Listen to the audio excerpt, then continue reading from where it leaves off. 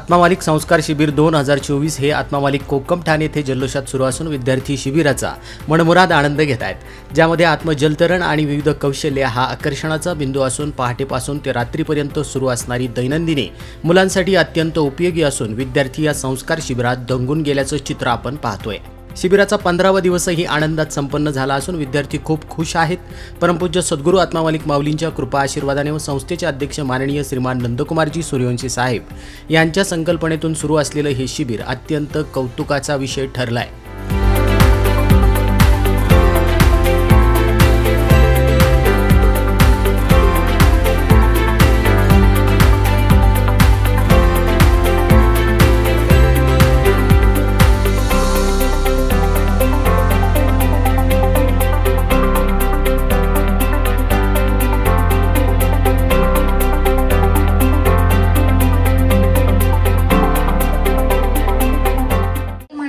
शेवटी वडिलांचेच हृदय ते। वडील म्हणाले, अगं कुणी येणारे जाणारे कशाला, मीच उद्या भल्या पहाटे उठून श्यामसाठी खरवस घेऊन जातो। आई दुसऱ्या दिवशी सकाळी लवकर उठली आणि तिने छान सुंदर असा कोवळ्या दुधाचा खरवस श्यामसाठी बनवला। वडील तो कोवळ्या दुधाचा खरवसाने भरलेलं घट्ट असं भांड घेऊन ती खरवसाची बोगणी घेऊन दापोलीला जायला निघाली। वडील दापोलीला जाण्यापर्यंत मधली सुट्टी झालेली होती शाळेची आणि श्याम हा खेळण्यासाठी बाहेर आलेला होता। जणू काही एखाद्या गोठ्यात कोंडलेली वासरं जशी दरवाजा उघडल्यानंतर भराभर बाहेर पळत सुटतात, तशी ही मुलं अगदी इकडे तिकडे भराभर बाहेर पळत सुटलेली होती। शाळेच्या अवतीभोवती भरपूर झाडे होती, त्यामध्ये काही झाडे ही कलमी आंब्याची होती।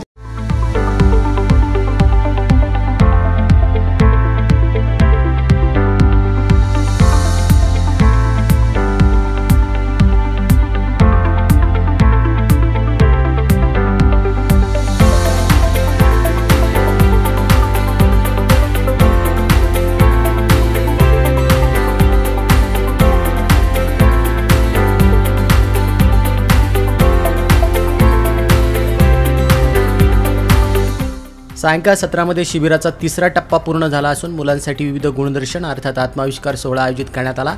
यामध्ये नृत्य, नाटिका, गीत गायन आणि आध्यात्मिक इव्हेंट सादर करण्यात आल्या। या सर्व गोष्टींचा आनंद पालक आणि विद्यार्थ्यांनी सोबतच घेतला आहे।